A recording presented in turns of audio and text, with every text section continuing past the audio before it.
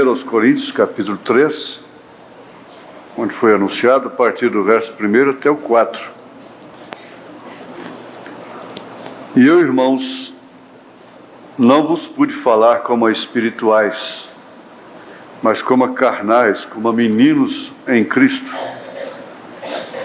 Com leite vos criei, e não com manjar, porque ainda não podíeis, nem tampouco ainda agora podeis, porque ainda sois carnais. Pois havendo entre vós inveja, contendas e dissensões, não sois porventura carnais, e não andais segundo os homens? Porque dizendo um, eu sou de Paulo, e o outro, eu de Apolo, porventura não sois carnais?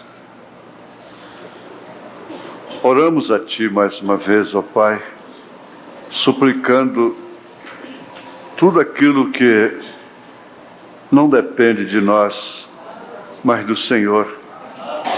E o Senhor sabe que toda boa dádiva, todo dom perfeito, só pode vir do Senhor, que é o Pai das luzes. Estamos aqui como humanos, portanto falhos, muitas vezes reprovados, e mais do que isto, indignos. Mas, pela representação do próprio Senhor no ofício de Filho, do Cordeiro Sangrento, no trono da intercessão, o Senhor pode nos ver limpos através do sangue e nos dá a graça do Teu Santo Espírito nos falar mais uma vez, mais um pouco, para assim, ó Deus, completar um dia que pode significar a história restante da vida de cada um, Senhor. Em nome de Jesus Cristo, perdoa os nossos pecados e faça cumprir a Tua palavra em favor dos enfermos, dos doentes, daqueles dos quais eu estou entre eles, que ainda são carnais. Em nome de Jesus Cristo, ó Pai, te pedimos esta graça, em nome de Jesus. Amém, Senhor. Amém. Assentai-vos.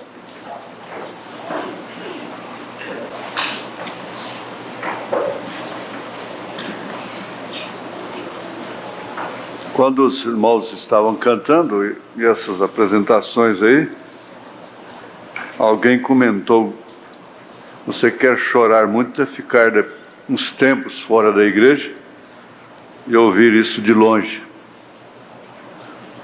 Às vezes nós acostumamos, tanto que aquilo que é novidade, que emociona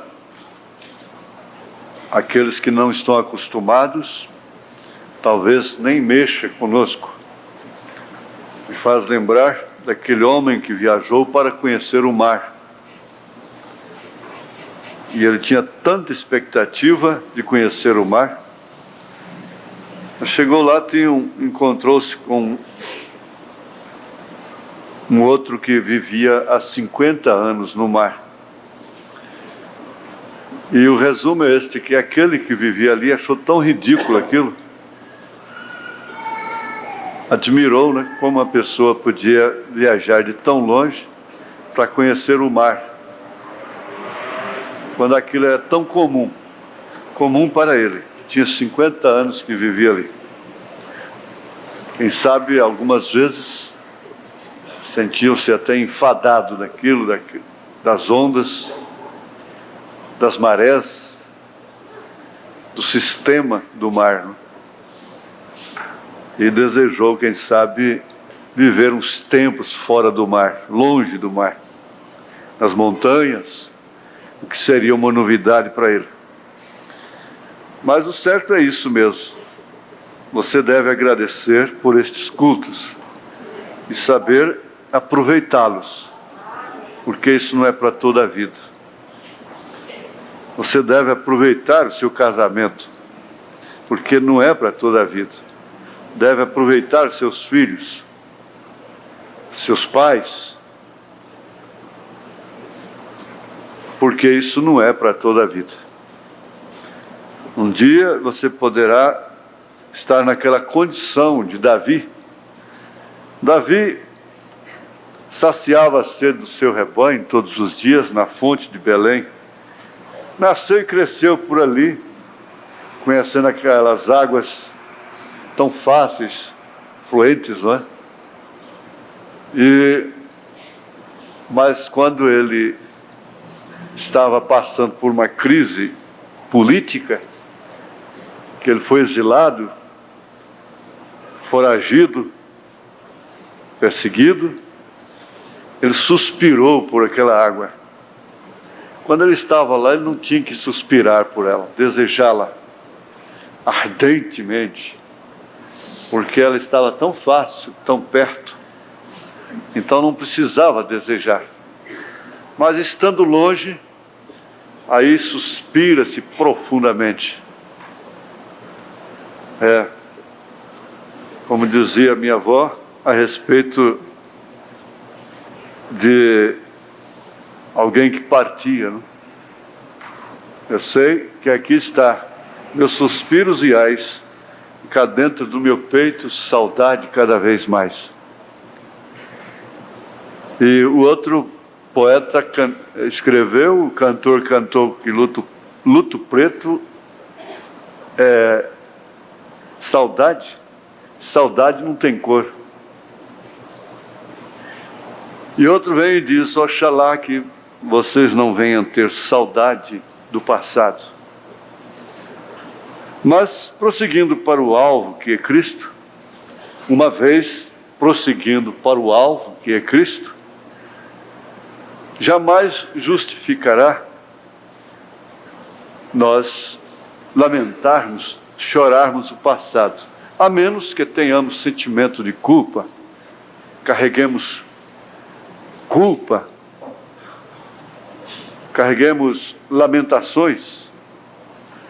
Mas o conselho de Salomão, inclusive, é este, na linguagem bem popular, o Evangelho traduzido na linguagem popular: curta a sua mulher hoje, da sua mocidade. Quer dizer, curta o seu marido, curta a sua família, seus filhos, curta, quer dizer, goze, usufrua, tenha prazer da sua casa, daquilo que Deus tem te dado. Tenha prazer nos cultos, esquecendo as coisas que para trás ficam, prosseguindo para o alvo, que é Cristo. Ficar de longe pode chorar muito. Outra coisa que nos chama a atenção é o seguinte: o profeta diz nessa mensagem, a escritura na parede, que acabamos de ouvir, falando sobre a Rússia exterminando com os Estados Unidos. O incrédulo diz: está vendo? Cadê o comunismo? Acabou a Rússia. Não. Os seus mísseis estão tão intactos como antes. Tá?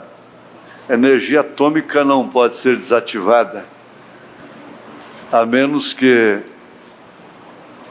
seja detonada mesmo, explodida, liberado o átomo. E uma fera ferida, humilhada, acuada, é pior do que aquela que está livre. Ninguém duvide disso. Os Estados Unidos vai virar crateras, assim diz o Senhor. Porque os Estados Unidos, eu estava pensando, se os Estados Unidos tivessem ouvido esta mensagem, esse profeta, eu disse para um americano lá dentro dos Estados Unidos, numa loja lá, eu disse para ele: eu sou de tão longe, lá do Brasil, e perguntei para ele se sabia o que significava aquela águia no dólar, aquela águia e aquela pirâmide. Ele disse que não sabia. Ele disse, pois eu como brasileiro sei, é que daqui da América surgiria uma águia, um profeta. Porque houve a era do boi, a era do leão primeiro, a era do boi, a era do homem, e agora é a era da águia. E a águia é profeta, quer dizer, profeta de Deus. E você mora aqui, americano, e não sabe. Eu sou brasileiro, lá nos confins da terra, e sei. Não é? E ele diz nessa fita que esses soldados, então, ao invadirem, ele disse, eles violentarão as suas filhas, e violentarão as suas esposas. O que os nazistas fizeram com os judeus, e não somente os nazistas, na era negra, antes de jogar uma moça daquela na arena, aqueles soldados cruéis abusavam dela o quanto podiam. Mas elas não negaram o nome de Jesus. Violentavam mulheres, esposas, na vista de seus maridos. E nós estamos todos cheios de dodóis, né? Não me toques, e qualquer coisa nos ressentimos, e não temos tempo para orar, não temos tempo para a igreja, não temos tempo para ler, e assim vamos ficando aqueles dodóis, né? Como dizia a mamãe, dodói. Mas o que eu quero ver é sobre evidência. Se quiser botar um nome na mensagem, pode pôr de evidência, né? É uma certeza manifesta, é o caráter de um objeto de conhecimento que não comporta nenhuma dúvida quanto à sua verdade ou falsidade. Isso é uma evidência. A evidência cabal do crime. A evidência cabal. É evidente que temos petróleo no Brasil. É evidente. Isto quer dizer, está comprovado que temos petróleo no Brasil. A evidência, então, ela comprova um fato. Se é verdade, o seu lado negativo ou positivo, se é verdade ou se é falso. A evidência comprova. E o verbo diz, é mostrar com clareza, comprovar. Então isso é evidência. Agora, eu tomei uma coisa aqui de Paulo. Paulo teve autocrítica, porque ao criticar a sua igreja, estava criticando a si próprio. Porque é o seguinte, o pastor é como o pai. Ele fala do filho, ele bate no filho, ele corrige o filho, mas não aceita que ninguém fale. Não aceita que ninguém toque no seu filho. Agora ele próprio corrige, disciplina. Então Paulo era dessa forma com sua igreja, com suas igrejas, não é? Como apóstolo que era para os gentios. E ele não poupou aos coríntios quando ele disse, não vos pude falar como a espirituais. A culpa era de Paulo? Não, não era dele, porque ele próprio diz assim, eu nunca deixei, eu vos dei todo o conselho de Deus. Mas com a sua paciência, ele continuaria escrevendo, disciplinando esta igreja. Ele não virou as costas para ela. E qualquer filho de Deus que existisse naquela época, não censuraria a igreja quando ouvisse essa carta. Não blasfemaria contra ela, não lhe daria apelidos. como igreja da saia rachada, igreja da televisão e essas coisas assim.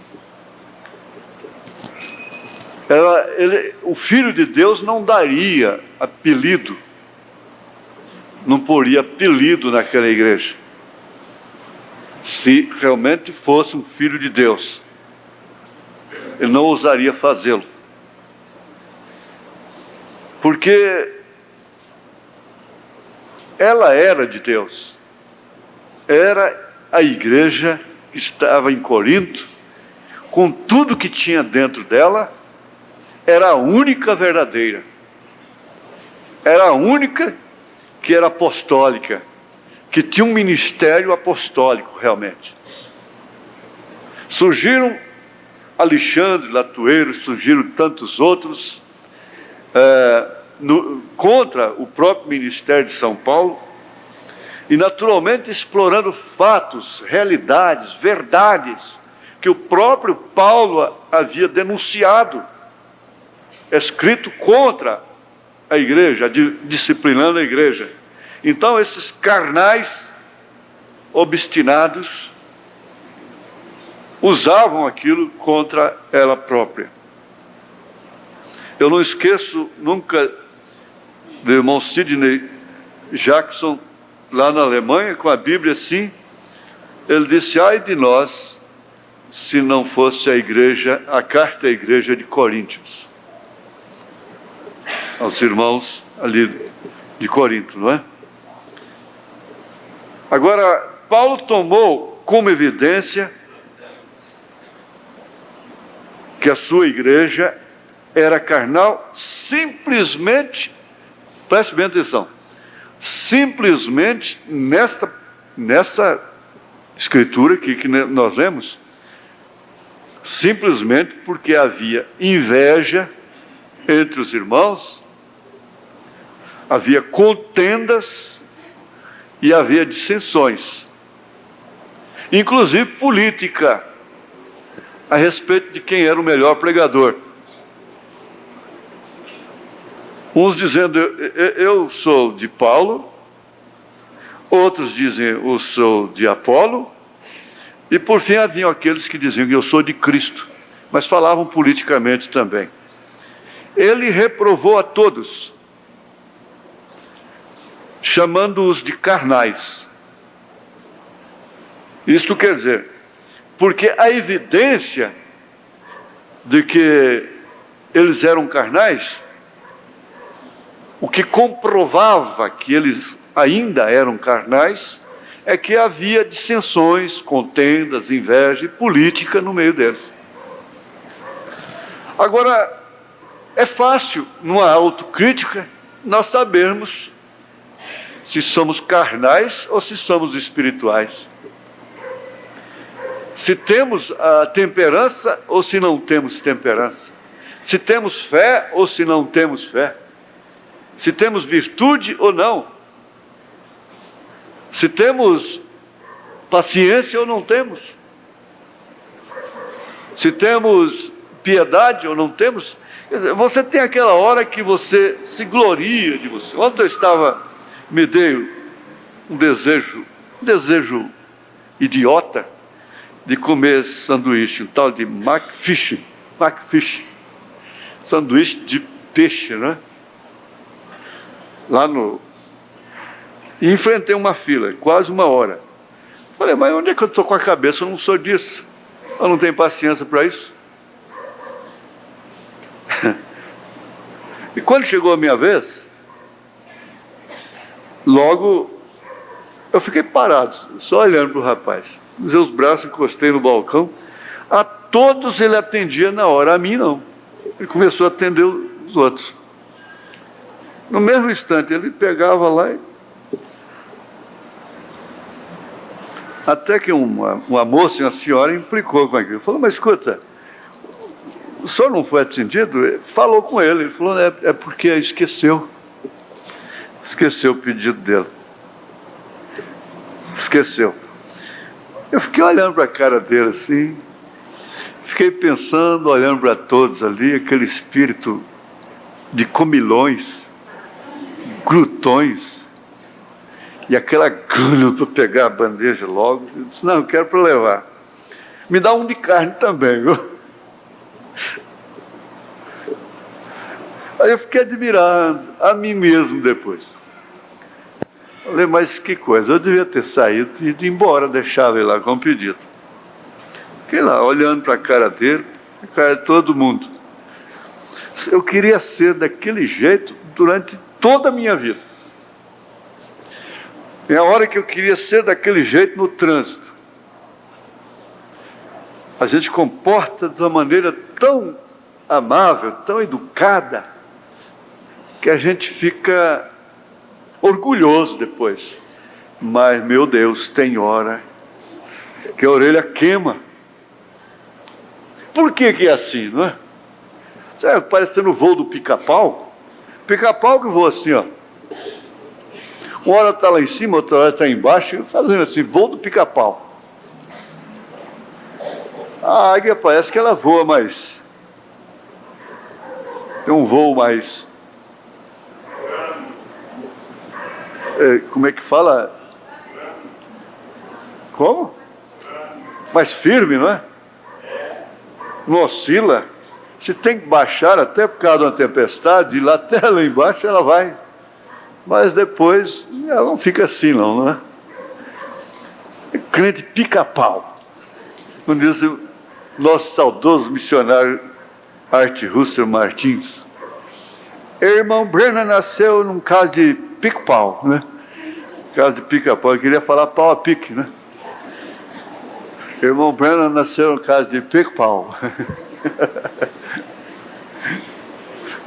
Você está rindo por quê, irmão? Mas é isso. Então, o crente às vezes fica dessa forma. E quando ele está no alto, ele diz, está vendo o que eu posso fazer? De repente, desce. Afinal de contas, é pica-pau ou é águia? O que você é, Joaquim? Afinal de contas, você tem que saber logo o que você é. Mas Paulo tomou como evidência, preste bem atenção, ele tinha uma evidência que comprovava, que mostrava que ele não podia falar àqueles irmãos como a espirituais. E ele tomou essas três coisas: inveja, dissensão, contenda, dissensão, 4, né, com a política. Para dizer, para afirmar, para ter uma evidência cabal de que eles eram carnais ainda. Agora, sendo carnais, naturalmente teria que ter uma tendência.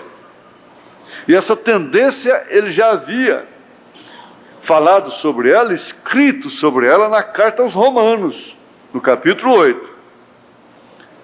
Ele diz, portanto, agora nenhuma condenação há para os que estão em Cristo Jesus, que não andam segundo a carne, mas segundo o Espírito. Porque a lei do Espírito de vida em Cristo Jesus me livrou da lei do pecado e da morte. Porquanto que era impossível a lei, visto como estava enferma pela carne, Deus enviando o seu Filho em semelhança da carne do pecado, pelo pecado, condenou o pecado na carne, para que a justiça da lei se cumprisse em nós, que não andamos segundo a carne, mas segundo o Espírito. Porque os que são segundo a carne inclinam-se para as coisas da carne, mas os que são segundo o Espírito, para as coisas do Espírito. A inclinação deles é para as coisas do Espírito, não é para a inveja, não é para a contenda, não é para a dissensão, não era para a política. Aí ele bate o prego mesmo. Porque a inclinação da carne é morte, mas a inclinação do Espírito é vida e paz. Então a sua luta era fazer da igreja uma igreja espiritual, não uma santa igreja, mas uma igreja espiritual. Porquanto a inclinação da carne é inimizade contra Deus, pois não é sujeita à lei de Deus, nem em verdade o pode ser. Então, sendo carnal, ou sendo carnais, tinham essa inclinação que é contra Deus: inveja, contenda, dissensão e política. Mas não ficou só aí. Nós vamos ver aqui, porque é muito difícil a autocrítica. Afinal de contas, ele estava criticando o seu próprio rebanho. A autocrítica num bom espírito. Porque tem aquela hora que a pessoa diz: eu sou um desgraçado, eu não presto, mas isso aí é uma autodepreciação, é um desabafo carnal também. Não é reconhecendo a sua indignidade, sua fraqueza, os seus defeitos. Então é xingando a si próprio. É uma revolta. Isso não é de Deus.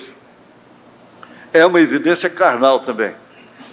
Então ele deixa bem claro que na carta aos Gálatas também, lá na Galácia, não ficou só aos Romanos, não ficou somente para os Coríntios, mas na Galácia, que os adventistas entraram lá logo cedo, e ele logo falou assim: insensatos Gálatas, quer dizer, loucos, quem vos fascinou para não obedecerdes à verdade, a vós, perante os olhos de quem Jesus Cristo foi já representado como crucificado, só quisera saber isto de vós: recebestes o Espírito pelas obras da lei ou pela pregação da fé?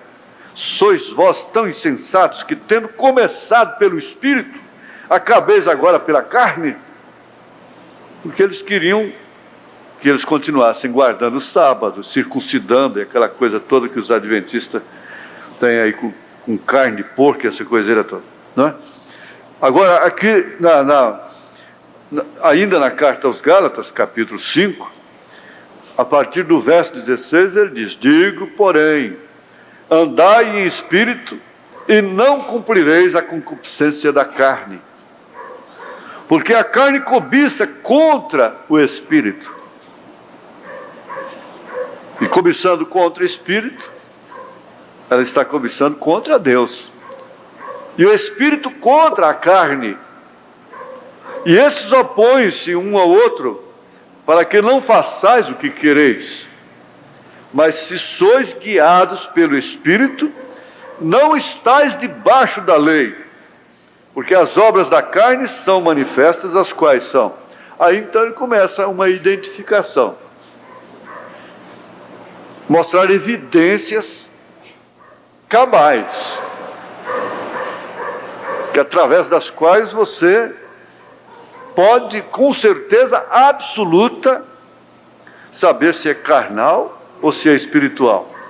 Então ele começa uma série de coisas, começando prostituição, impureza, lascívia, idolatria, feitiçarias, inimizades, porfias, emulações, iras, pelejas, dissensões, heresias, invejas, homicídios, bebedices, glutonarias e coisas semelhantes a essas, acerca das quais, e coisas semelhantes a essas, coisas de carnais, acerca das quais vos declaro, como já antes vos disse, que os que cometem tais coisas não herdarão o reino de Deus.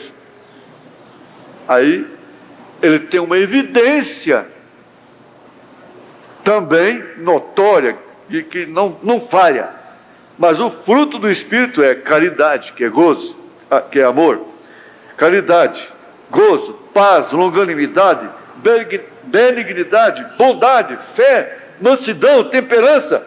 Contra essas coisas não há lei. Mas nós vivemos às vezes como caixa de marimbondo. Se você fica quietinho e trata bem, então tudo bem, eles estão por ali, mas trisca ali, faz alguma coisinha, ferve tudo, a natureza ferve na hora.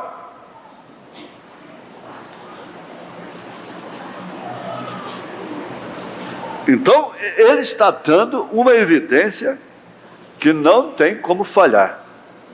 Agora cabe a nós fazermos a nossa autocrítica. Em 2 Pedro, capítulo 1, muito conhecido também, o Espírito está batendo muito também nisso no rádio, não é? Sobre a estatura do homem perfeito.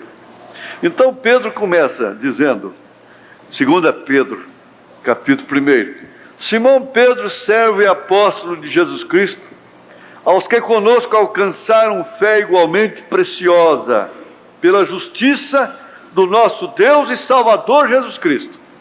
Agora, eu gosto sempre de segurar nisso aqui.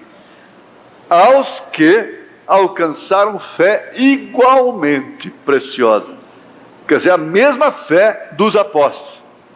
Porque como ele disse aqui aos Efésios, capítulo 4, não é? Capítulo 4, ele diz: há um só corpo e um só Espírito, como também fosse chamados em uma só esperança da vossa vocação. Um só Senhor, uma só fé, um só batismo. Então, as pessoas que batizam no nome do Pai, do Filho e do Espírito Santo, cita esse versículo aqui, ó, só há um batismo. Mas só há um batismo apostólico, só há um batismo mesmo, é em nome do Senhor Jesus Cristo. Porque eles batizaram em nome do Senhor Jesus Cristo.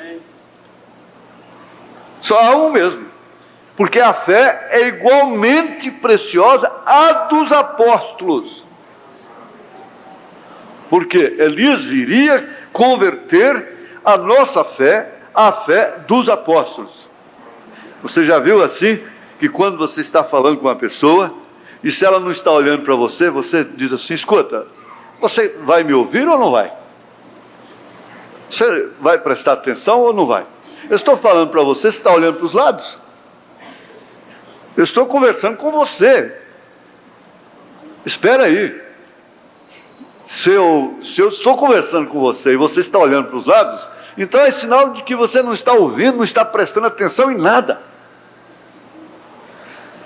Espera aí um pouco. Aí você fica assim desapontado, falando, não, eu estou escutando.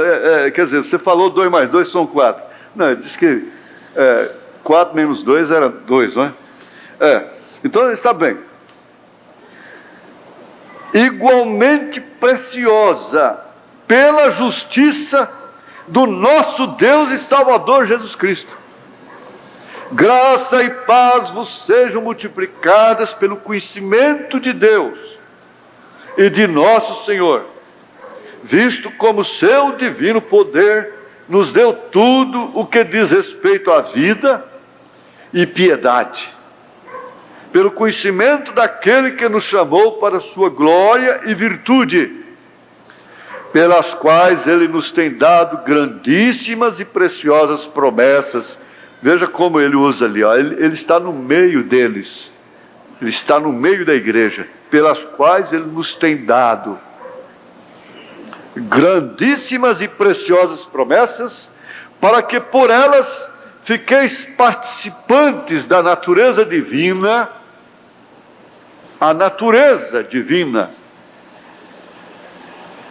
é que tem essa estatura, veja, havendo escapado da corrupção que pela concupiscência há no mundo, que nesta hora, uns dizem eu sou de Paulo, eu sou de Apolo, eu sou de Cristo, um diz eu sou do Vila Nova, outro diz eu sou do Goiás, eu sou do Atlético, eu sou do Flamengo, eu sou do Vasco, eu sou da... Compreende? É aquela contenda dizendo que é do time, que é disso daqui. Então é a mesma coisa. Você é de Cristo, você não é de nada. Você é de Cristo. Amém. E vós também, pondo nisto mesmo toda a diligência, acrescentai a vossa fé. Aí começa aquilo ali, ó. Aquele quadro ali, ó. Acrescentai a vossa fé a virtude, e a virtude a ciência, e a ciência a temperança, e a temperança a paciência, e a paciência a piedade, e a piedade amor fraternal, já lá na última era, Filadélfia, Laodiceia. E logo vem a caridade, que é o carinho, que é o amor, pedra de coroa. Porque se em vós houverem e abundarem estas coisas, quer dizer, essas evidências, não vos deixarão ociosos. Ociosidade mata, causa depressão. E a depressão, em terceiro grau, leva ao suicídio. E a mãe da depressão é a ociosidade. A pessoa perde o estímulo para trabalhar, para fazer as coisas, para se dedicar ao lar, às coisas de casa, se é homem, para dedicar às coisas do homem normal. Então ele cai na ociosidade. E cai na ociosidade, ele se deprime. Aquela pessoa se deprime. E se essa depressão chega até ao profundo terceiro grau, ela é uma candidata fatal ao suicídio. Mas começa por aí, pela ociosidade. Havendo estas coisas, essas evidências em vós, elas não vos deixarão ociosos, expostos à depressão, solitários, melancólicos. A solidão, a melancolia é um calvário, é uma prisão, é uma cadeia. Agora veja, nem estáreis no conhecimento de nosso Senhor Jesus Cristo, pois aquele em quem não há estas coisas, em quem não há estas evidências, é cego. Quando você se levantar em casa e disser, eu vou ao culto hoje, eu vou no tabernáculo, o que for, você pode vir disposto a ouvir a palavra. Ouvir a palavra. Até para o visitante eu diria assim, olha, se você vier só com o dinheiro da passagem é melhor. Você deixa seu dinheiro lá em casa. Não traga dinheiro, não. Você não tem que dar dinheiro, não. Não traga dinheiro. Traga fé. Traga atenção. Traga respeito à palavra de Deus. Vontade. O resto será acrescentado. Pode deixar. Pois aquele em quem não há estas coisas, estas evidências, é cego. Nada vendo ao longe, não discerne, não pode ver o que está além, nos esperando. Não pode ver as promessas. E chega até esquecer-se da purificação dos seus antigos pecados.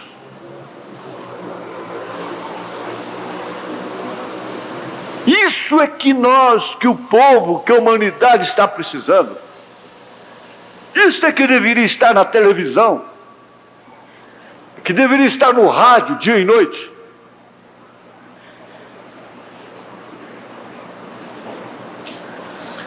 Agora, Paulo foi um mestre carinhoso, amoroso.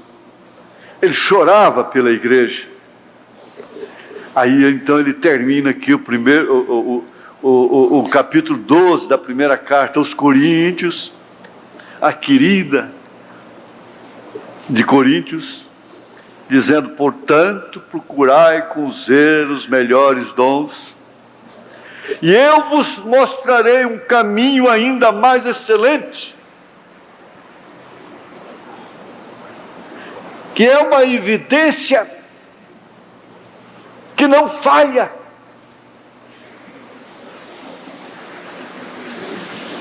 Ainda que eu falasse a língua ou as línguas dos homens, fosse poliglota, não é? Falasse todas as línguas dos homens e dos anjos, e não tivesse amor, que é aquela pedra de coroa que está lá em cima, lá em cima, que vai acoplar-se com esse resto do corpo. Ela está separada ali, mas ela vai acoplar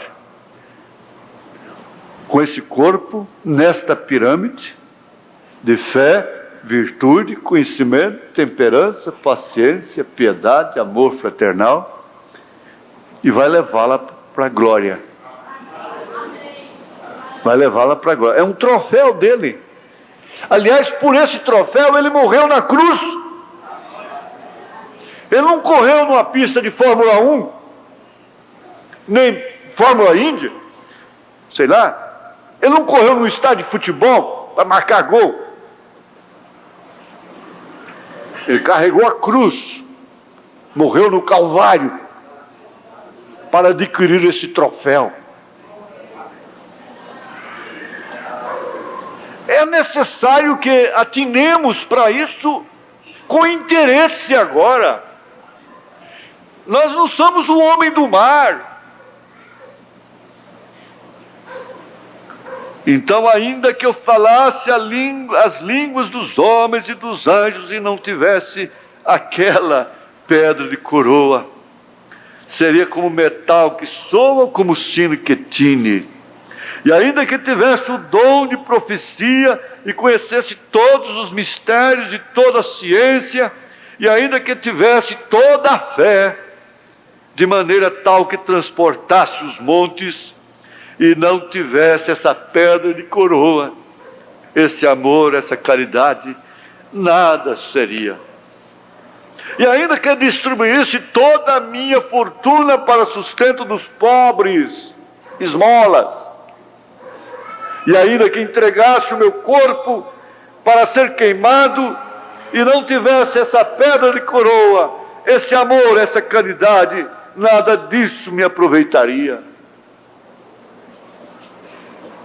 Você deve ser como Cristo. Quando você ama uma pessoa, ama de verdade. O homem, quando amasse uma mulher, deveria amá-la para morrer por ela. E essa mulher, quando amasse um homem, deveria amá-lo para morrer por ele. Porque Paulo disse assim, que ele se entregou por ela.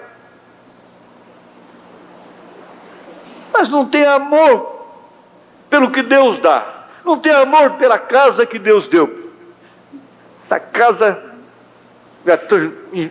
tomei nojo dela. Toma nojo do carro, toma nojo da bicicleta, toma nojo das roupas, toma nojo das panelas, toma nojo de arroz, toma nojo de feijão, e afinal de contas tem gosto com o quê? É na oração, é no louvor, na adoração? Nós estamos cansados. Isso desanima o companheiro, a companheira. Isso entristece o Espírito Santo. Hoje nós vimos de manhã que nós estamos vivendo a era dos ingratos.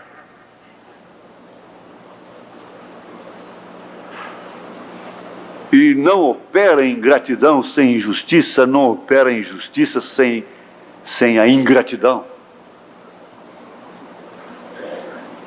E ainda que eu distribuísse toda a minha fortuna para sustento dos pobres, e ainda que entregasse o meu corpo para ser queimado, não tivesse essa pedra de coroa, este amor, nada adiantaria. Por que o casamento está sendo uma cruz? Está apenas sendo suportado? 80% dos que se casam, logo nos primeiros dias, já dizem, oh, que decepção.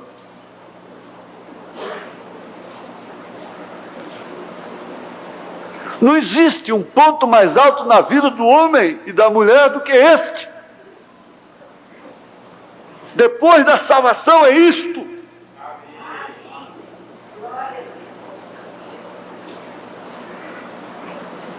Por que não dar um passeio no espírito, nos cantares de Salomão? Por que não ir na colmeia e saborear o mel com satisfação na vida, aquilo que Deus deu? Por quê? Porque falta amor. falta caridade. O amor é sofredor, o amor é benigno, o amor não é invejoso, o amor não trata com leviandade, não se ensoberbece, não se porta com indecência. Olha que evidências!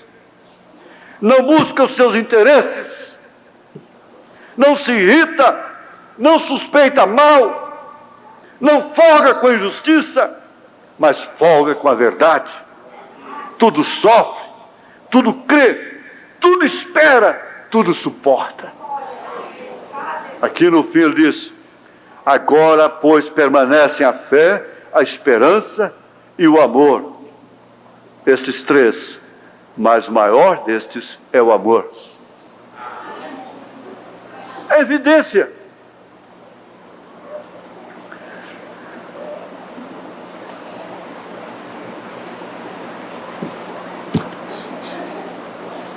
Aqui na mensagem Respeitos, parágrafo 211, o irmão Brana disse uma coisa importante.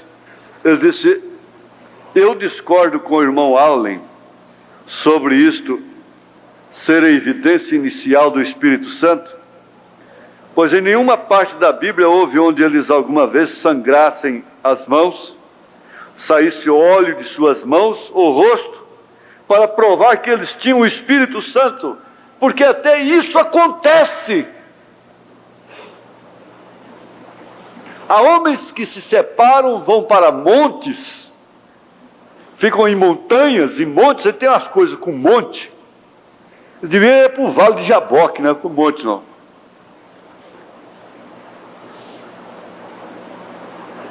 E eles saem de lá santos. E eles fazem... Eu conheci um japonês que ele se separava tanto, ficava sem comer, que por fim ele não falava. Ele só maneava os beiços. Ele não tinha força. Amarelo, pálido, japonês já é cor amarela. Ainda fica sem comer. E quase não se sustentava em pé diante do povo. E na hora que ele estava só mexendo, cochichando ali, era mulher desmaiando, gente chorando, e gente gritando, e aquela coisa, aquele movimento tremendo.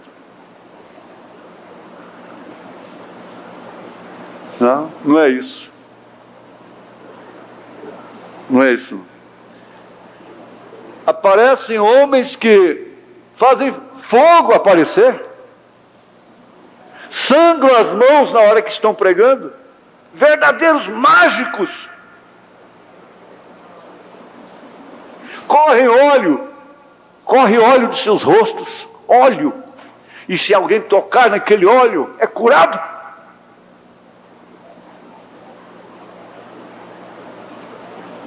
E agora, fazer o quê diante de uma situação dessa? Quantos de nós correriam logo para o altar? Está bem. Mas eu discordo com ele, que isso seja evidência. Essa não é evidência. E mesmo os frutos do Espírito Santo, ele pregou por muito tempo que eram os frutos, como já acabei de ler. Até que Deus veio e mostrou para ele que a evidência do Espírito Santo agora é fé genuína na mensagem. Mas é claro que quem tem fé genuína na mensagem está subindo aqueles degraus.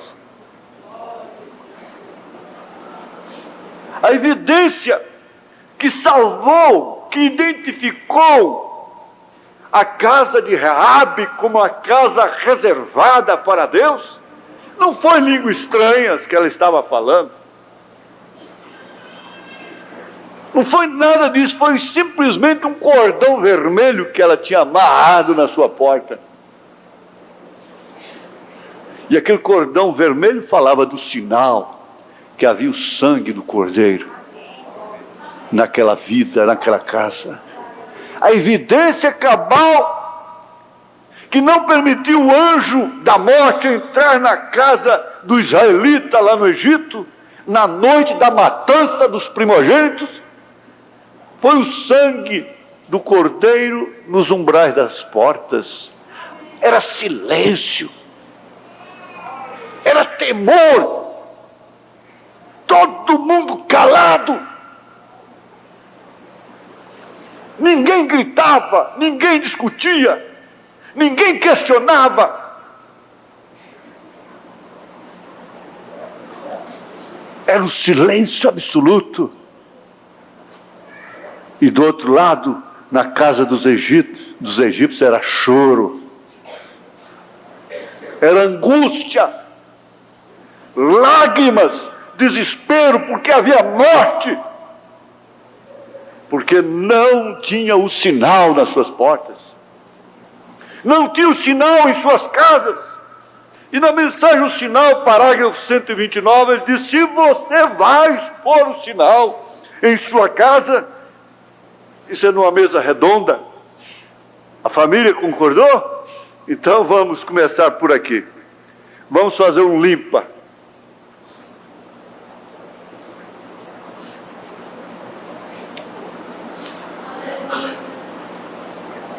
Na mensagem Deus em Simplicidade, que é da série dos 7 selos, a primeira, não é?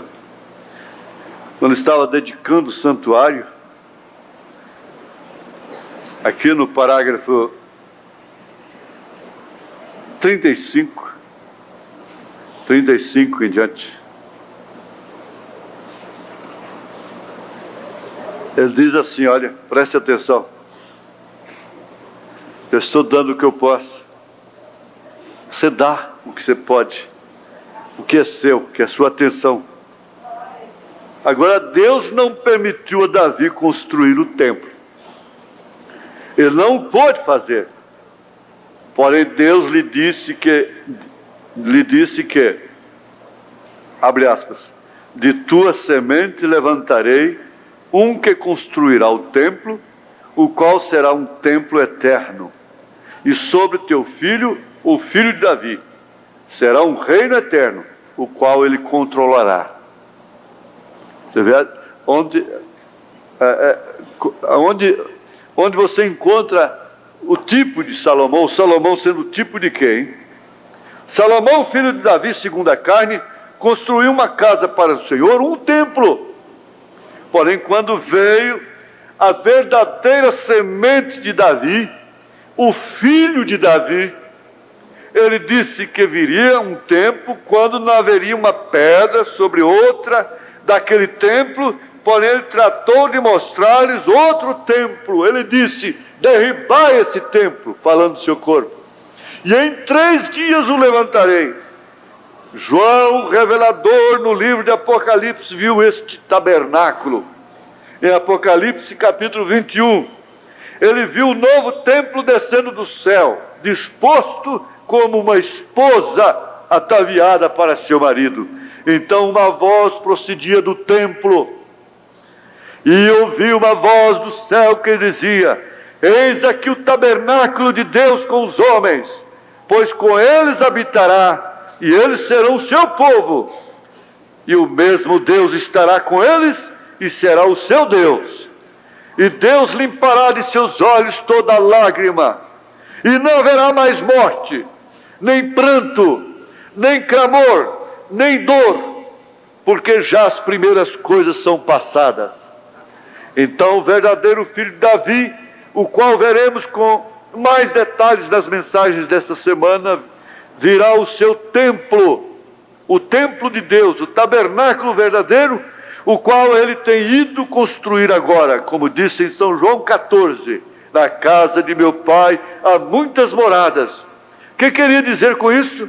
Que já estava pré-ordenado: e eu irei preparar-vos lugar, e então voltarei para recebê-los em mim mesmo. E nós sabemos que isso será na grande era que está por vir. Então a verdadeira semente de Davi, Jesus Cristo, tomará o trono e ali governará sobre a igreja como sua noiva, na casa com ele, e também sobre as 12 tribos de Israel por toda a eternidade. Essa é a evidência de Deus. Amém.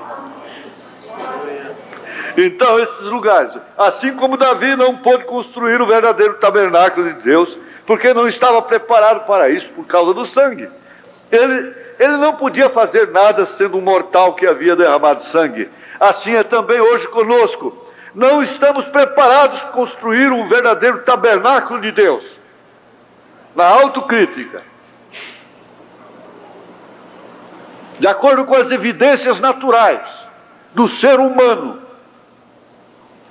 porque esse corpo tem que ser templo do Espírito Santo, tabernáculo do Deus vivo. Essa que é a evidência correta e verdadeira. Há um só que pode fazer e ainda está ocupado em sua construção agora mesmo. Porém, este tabernáculo, juntamente com o templo que edificou Salomão e os demais, são lugares de adoração a Deus. Este tabernáculo, estava inaugurando o tabernáculo. Juntamente com o templo que edificou Salomão e os demais, são lugares de adoração a Deus, porém lugares temporais, em que você dedica lugares temporais até que chega a hora daquele grande estrondo, né? Até que chegue a hora quando o verdadeiro tabernáculo seja estabelecido sobre a terra e a justiça reine de céu a céu e não haja mais pranto. A evidência que nós aguardamos não é arrepio mais, não é emoção.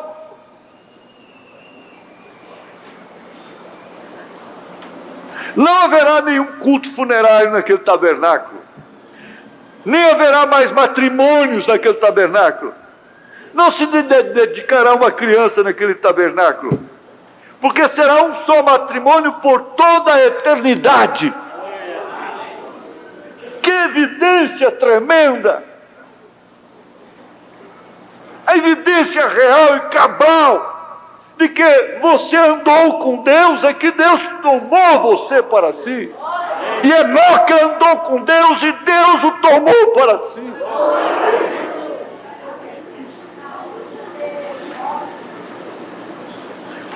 Porém, propomos em nossos corações hoje a dedicarmos esse tabernáculo, como também nossos corpos, até que chegue esta hora, aqui, nas 3 classes de crentes, 48.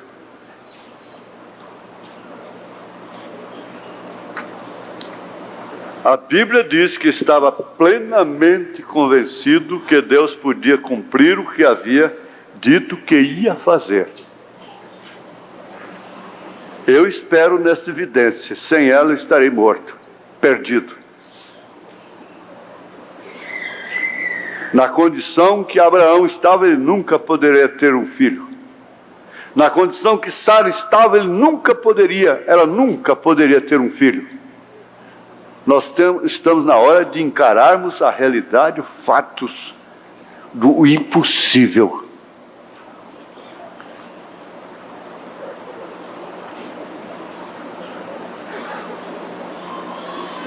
Eu não sei. Eu sei, eu não sou a pessoa indicada para isso. Eu não sou a pessoa digna para isso. Se existe outra, ela terá que tomar esse lugar para isso. Ou se ele, pela sua soberania, quer me usar para isso, tudo bem. Mas nenhuma tonteria, sem nenhum ismo. Nós temos que caminhar com coragem para enfrentarmos a realidade, os fatos, como estavam Abraão e Sara. Porque eles não tinham nenhuma evidência que podia ajudá-los.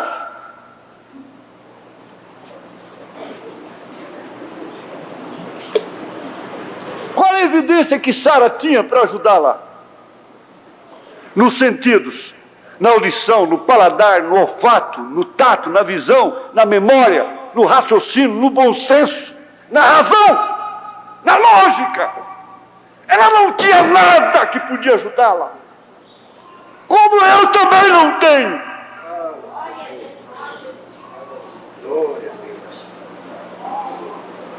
Se alguém que tenha, proponha, venha. Ter a humildade de dizer ei-lo. Mas eu não tenho. Eu não tenho nenhuma evidência para isso. Eu não posso contar com nada. Estou desarmado tanto quanto ele estava desarmado.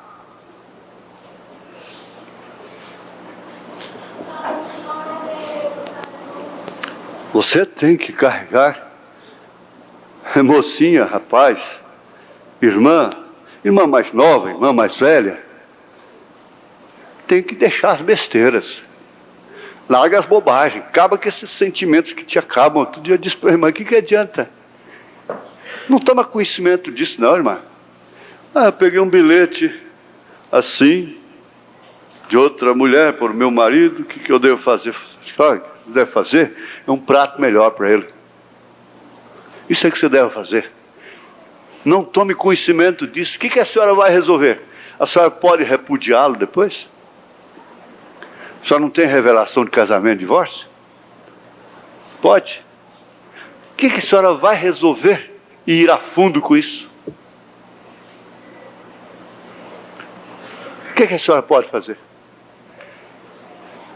Te garanto, ela não é mais mulher do que a senhora, ela não é mais bonita, ela não é mais honesta. Para começar, o que honesta, o quê? Ela não faz comida melhor que a senhora é mãe dos filhos dele, a senhora não tem por que se preocupar e se envelhecer antes do tempo por causa dele.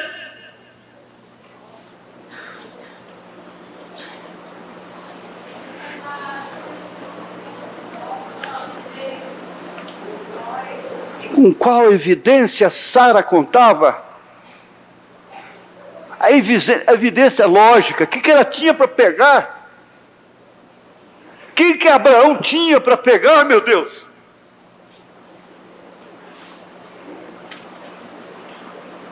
Bom, ele podia dizer, eu fui no médico, ele disse que ainda tem 45 milhões que ainda estão vivos, meio um pouco deformados, mas eu posso tomar um remédio, coisa e tal. Agora, a mulher não tem jeito. Não, eu fui no médico, não deu nem... Está zerado, não tem vida, não tem genes mais. Eu fiz o exame adequado, não tem genes. Isso quer dizer, eu não tenho evidência alguma, pessoal. Será que dá para entender? Será que dá para ajudar alguém? Será que dá para ajudar você que às vezes, me desculpe, deixa a sua atenção voando com uma peninha no ar e a hora que você precisar realmente disso?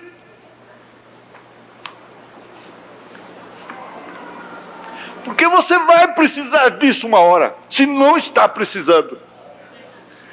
Com qual evidência que eles contavam? Os pentecostais estão dizendo, Deus está conosco. Fizemos uma maior catedral da cidade. E elegemos tantos deputados. E elegemos um senador e isso, aquilo, outro. Que evidência tão desastrosa, tão enganosa.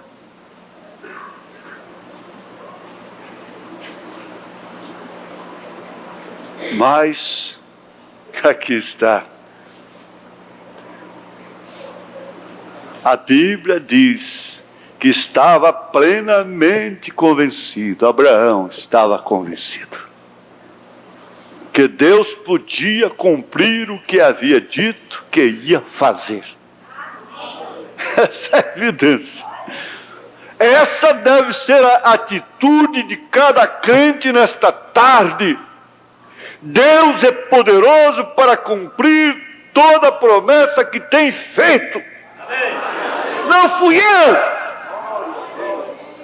não foi o homem.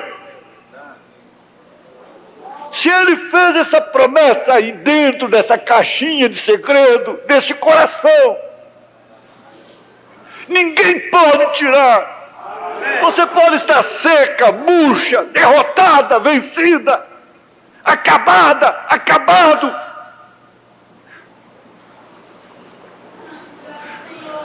Mas alguma coisa testifica lá dentro de você que você não se troca por ninguém nessa terra. Eu não troco esse ministério aqui por ministério mais bonito que tenhamos, por família boazinha, mulherzinha boazinha, filhinhos tudo bonzinho. Eu não troco esse ministério por nada neste mundo. Eu não troco vocês por ninguém.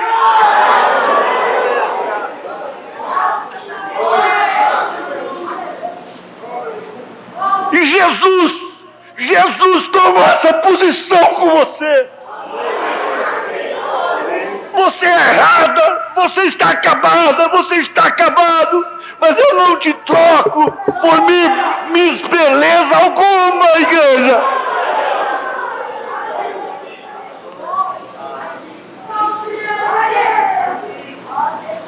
Deus gosta, tem prazer de estar em quem não tem nada, de fazer do Rabi o que fez.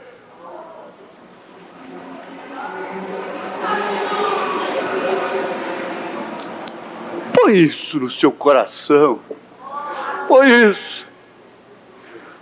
Afinal de contas, você é filha de Abraão. Pode estar encurvada, pode ter demônio no estado físico, mas é uma filha de Abraão. É um filho de Abraão.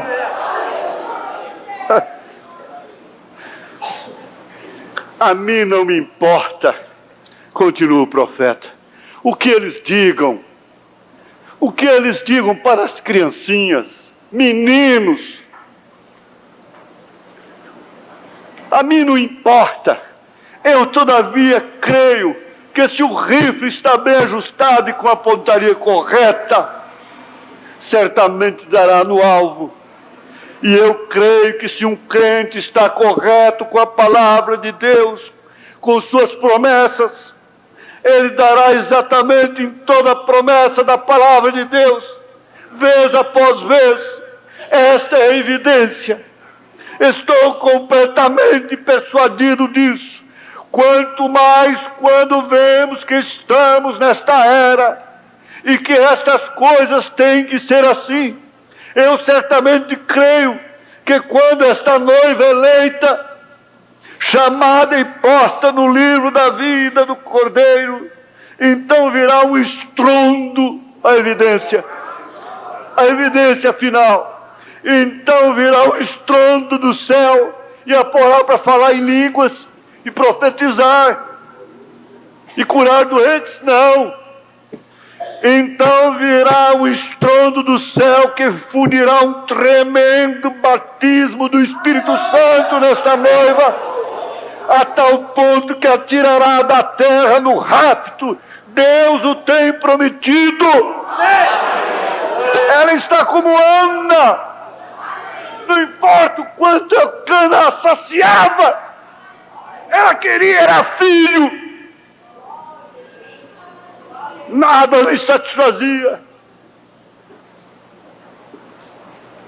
O mundo caiu no engano.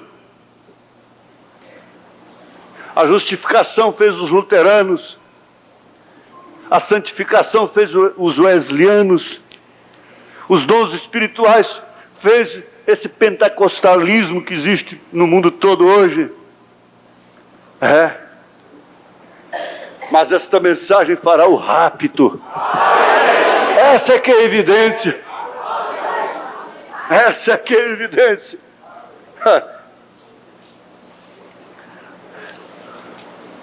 Por último, para finalizar, veja, aqui na perguntas e respostas,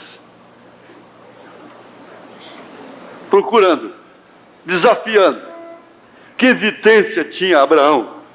Que evidência tinha Sara? Que evidência tem eu? Que evidência temos nós? Perguntas e respostas, número 1, parágrafo 58. Você que gosta de anotar. A primeira coisa ocorre quando somos ressuscitados. O que ainda viverem ficarão. A ressurreição começará primeiro, a ressurreição dos que dormem. Haverá um tempo para despertar, e os que dormem agora no pó, não os que dormem no pecado, bem entendido, porque eles seguirão dormindo. Eles ficam para a segunda ressurreição. Não se despertam por outro 1000 anos. É Apocalipse 20, a segunda ressurreição. Mas esses que estão dormindo no pó, de 1 Tessalonicenses 4, 13 em diante,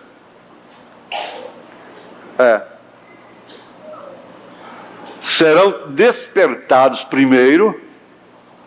Vejamos. E eles, na graça do rapto do Senhor, esses corpos corruptíveis se vestirão de incorrupção. Essa é a evidência. E então todos nós nos congregaremos, nos reuniremos. E quando começarem a se congregar, então os que vivermos e ficarmos, seremos transformados. Essa é a evidência. Estes corpos mortais não verão morte, os que estiverem vivos. Porém, de repente, haverá como que um súbito impulso que passará sobre nós. Acaba tudo quanto é problema. Desaparece tudo. Desaparece tudo quanto é probleminha. Numa fração de segundo. Acaba tudo quanto é sentimento. Veja. Haverá como que um súbito impulso que passará sobre nós, e você será transformado. Essa é a evidência. Tornará como foi Abraão, de um velho a um jovem. Aleluia! É glória! Aleluia! De um velho a um jovem. Glória a Deus! Que esta transformação súbita, que é ela, depois de um tempo, está viajando como pensamento. Às vezes você está me ouvindo aqui e está plantando batata lá em casa. Está fazendo vestido, está comprando caminhão. Está fazendo outra coisa lá em casa. Ou sei lá onde está. Estás viajando como pensamento. E então podes ver aos que já estão ressuscitados. Oh, que hora! Essa sim será a grande evidência que satisfará a noiva. Então nos reuniremos com eles e depois seremos arrebatados com eles para receber o Senhor nos ares. Qual é a evidência que satisfaz a noiva? Qual é a evidência que satisfez a prima órfã? Foi quando a carruagem apareceu lá. Ela estava simplesmente sob a promessa, sob a palavra daquele que viria buscá-la.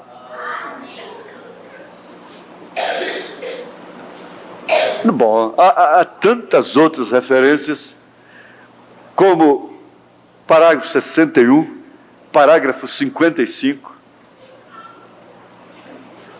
e assim por diante.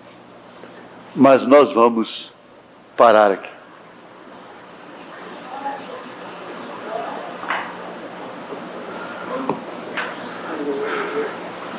Senhor, meu Deus, Tu conheces melhor todas as coisas. O porquê de cada pessoa ter vindo aqui nesta noite. Ter deixado sua casa e ter vindo ao tabernáculo. Não importa a sua condição. Não importa seu estado. Importa sim que o Senhor tem dado uma grandíssima e preciosa promessa igualzinha dos apóstolos. Se somos dignos ou não, ficamos participantes delas. Não temos nenhuma evidência que possa nos ajudar, como Abraão e Sara não tinham. Mas temos a promessa, temos a palavra. Portanto, Senhor, nós pedimos a Ti que enquanto aquela hora não chega, dá graça para a Tua filha, para o Teu filho superar os seus problemas cotidianos como filhos de Abraão, como filha de Abraão, como filho de Abraão. Dá graça para mim, Senhor, como o Senhor tem dado. Dá graça para minha irmã, para o meu irmão. Dá graça para esse visitante. Como diz, pegar o trem já bem adiante, já quase na chegada já do fim. Mas ele teve a graça ainda de pegar esse comboio, esse trem. Entra nele, meu irmão. Ainda há lugar para você. Em nome de Jesus Cristo. Que o Senhor perdoe a todos. Que o Senhor cure a todos. Que o Senhor olhe o trabalho de cada um. Emprega o desempregado. Ajuda no negócio a decidir. Na viagem, no casamento, na decisão a tomar. Na morte a enfrentar. Na despedida daqui. Em nome de Jesus Cristo. Amém, Senhor. Amém. Aleluia. Você diz assim, mas essa igreja não dá oportunidade para a gente ir lá na frente, levantar a mão? Não, não damos não. Se você quer ser batizado em nome do Senhor Jesus Cristo, você procura aí os diáconos na portaria, eles vão te orientar, tem um ministrante para isso. Todo domingo, depois da escola dominical, nós temos batismo. A pessoa só tem que trazer uma muda completa de roupa numa sacola. Só isso. E fé no coração.